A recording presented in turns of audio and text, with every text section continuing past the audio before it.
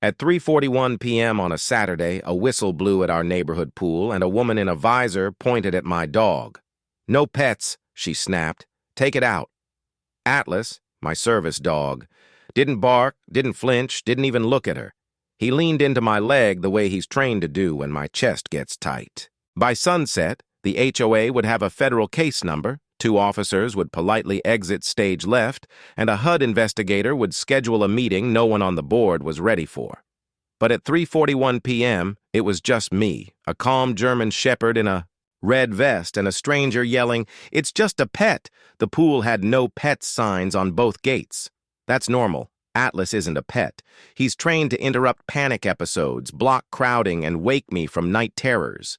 If you're thinking, you don't look like you need a service dog, congratulations. You and Karen have something in common. We'd been living here 6 months.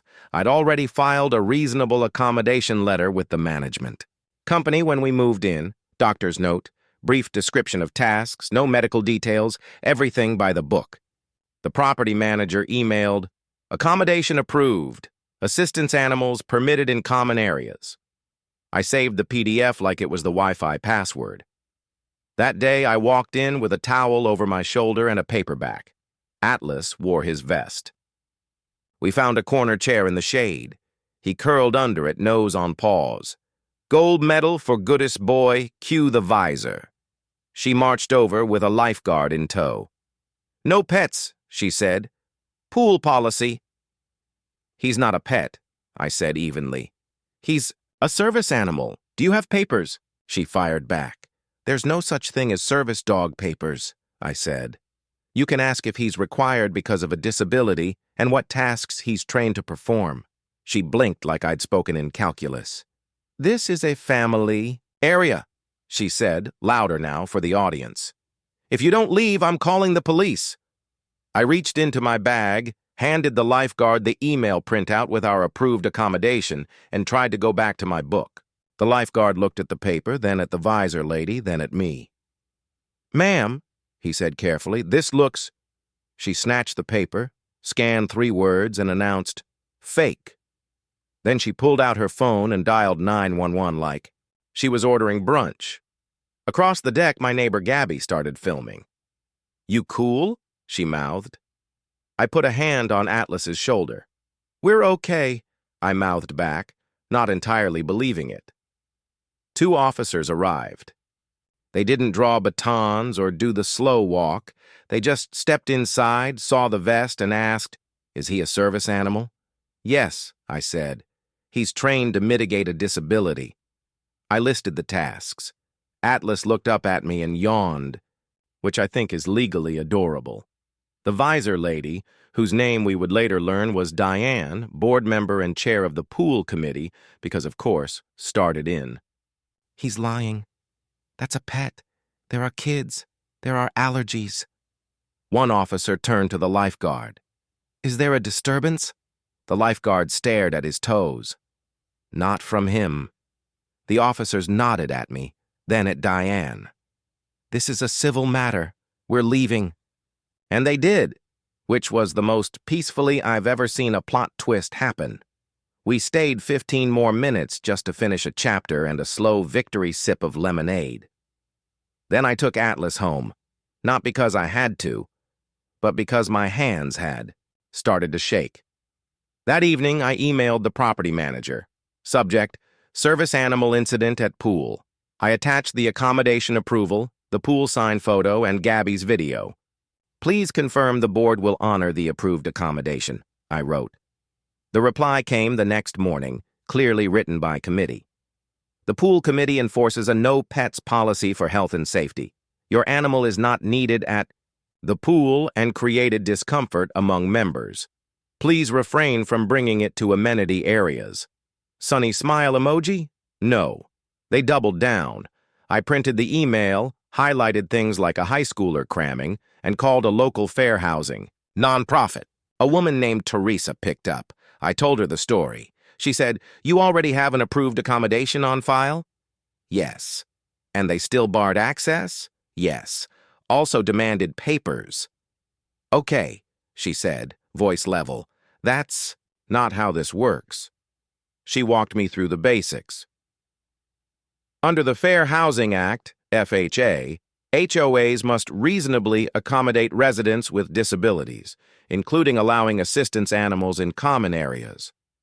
Assistance animals aren't pets. No pet fees, no breed weight limits.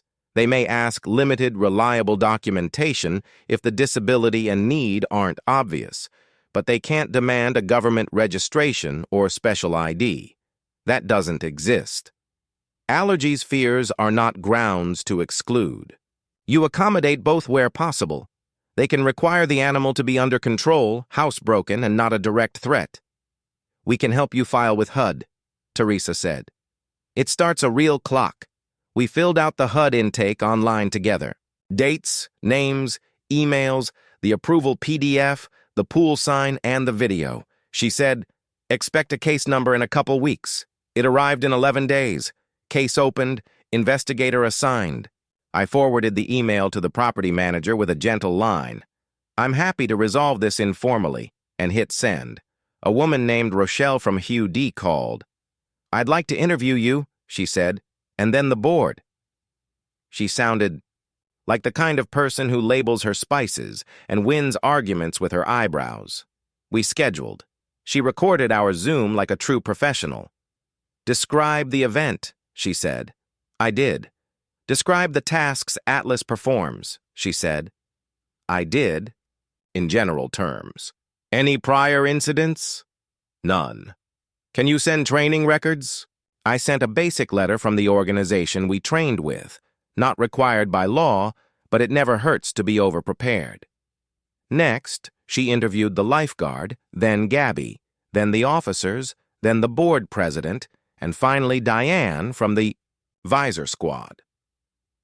During Diane's interview, which I did not attend but later received notes from, she apparently said, "We don't allow pets, period," 3 times, like a spell that summoned consequences. 2 weeks later, Rochelle emailed a conciliation. Conference invite. Board, manager, me, HUD. We encourage resolution, she wrote, which is government for fix it now or we proceed. We all sank into a conference room at the clubhouse that had the acoustic charm of a shoebox. Rochelle laid out the law like she was reading a recipe. Under the Fair Housing Act and HUD DOJ guidance on assistance animals, housing providers must make reasonable accommodations. A no pets rule does not apply. Documentation already on file. The complainant was denied use of a common area. The board's attorney cleared his throat. We were concerned about health issues. The pool is for children. Rochelle nodded, politely. You can manage allergies and animal access simultaneously. You cannot ban assistance animals from amenities used by residents. Diane opened her mouth. Rochelle gently held up a hand. Also, you may not require fees, deposits, or registrations. You may require control and cleanup, which he demonstrated. Silence, then paper shuffling. The board's attorney whispered with the president. Diane stared at the ceiling like answers lived in the fluorescent lights. Rochelle continued, Here's a proposed conciliation agreement. She slid copies to both sides. HOA will recognize and honor the previously approved accommodation, HOA. Will revise policies to expressly allow assistance animals in all common areas used by residents, consistent with the FHA and HUD guidance. HOA will remove no pets signage or add except assistance animals to it. HOA will provide fair housing, training to board and staff within 60 days, conducted by a HUD-approved trainer. HOA will compensate complainant $4,000 for out-of-pocket costs and emotional distress and waive any related charges. HOA will post a notice of non-discrimination for 1 year in the clubhouse and pool area. Future. Violations may trigger civil penalties. The attorney whispered more. The president looked tired. Diane looked like someone had told her sunshine was a liberal conspiracy. Finally, the attorney said, We need 48 hours. Rochelle said, You've got 48. They signed on day 2. Not happily, not with emojis, but ink is ink. The signs came down first. Maintenance replaced no pets with No pets, except assistance animals. It's amazing how 3 words can lower your blood pressure. Next came the training. A fair housing lawyer named Marisol stood at the clubhouse whiteboard and drew 3 circles: ADA, FHA, and state law. ADA covers public spaces, FHA covers housing, she said. HOA amenities used by residents fall under FHA. Don't demand registries that don't exist. Don't ask, "What's your disability?" Ask at most for documentation if the need isn't obvious, and once it's on file, stop asking. Diane's hand hovered like a helicopter that couldn't land. "What about people who fake it?" she asked. Marisol nodded. "Policy for control and behavior. If an animal is out of control or not housebroken, it can be excluded." The answer to fraud is behavior standards, not blanket bans. A week later, management cut me a check. I didn't buy a yacht. I paid off my emergency fund, bought Atlas a new cooling mat for summer, and donated a chunk to Teresa's nonprofit because some heroes don't wear vests. And then, because I'm me, I suggested a quiet hour at the pool, no music, no whistles, low voices, for people like me who like water but not chaos. The board approved it. Diane abstained. Growth. July crept in. Sun on concrete, chlorine in the air. A new family came through the gate with a teenage boy and a golden retriever in a vest. The boy's mom looked nervous, scanning for signs and conflict. Then she saw the new line under the rules and her shoulders dropped 2 inches. Diane was on duty that day, visor on, clipboard loaded. She glanced up at the dog. Her jaw tightened, and then she pivoted to check the pH levels like a professional. Progress is rarely a fireworks show. Sometimes it's just a woman deciding not to start a fight she'll lose. We swam. Atlas lay. By my chair, head on pause, scanning, relaxed. Half an hour in, a little girl asked, "Can I pet him?" I smiled. "He's working right now, so not today. But thanks for asking." She nodded solemnly. "My mom says he has a job." Then she ran and cannonballed so hard I got a splash I absolutely deserved. Assistance animals are not pets. Under the Fair Housing Act, HOAs must grant reasonable accommodations. You can't be charged pet fees or banned from common areas used by residents. Documentation is limited and simple. No special ID or online registry. If the need is not obvious, housing providers may request reliable documentation. Once approved, stop asking. Behavior is the standard. Under control, housebroken, no direct threat. That's the test, not vibes. Or Diane thinks. Paper beats power. Save emails. Get approvals in writing. If blocked, talk to a fair housing group and consider a HUD complaint. It's free and it starts a real process. Be the neighbor you want to meet. Calm wins. Facts. Win. And sometimes lemonade wins too. If you like stories where bullies pick fights with the law and lose, hit subscribe, drop a like, and tell me your wildest HOA moment in the comments. Atlas says hi, silently, like a professional.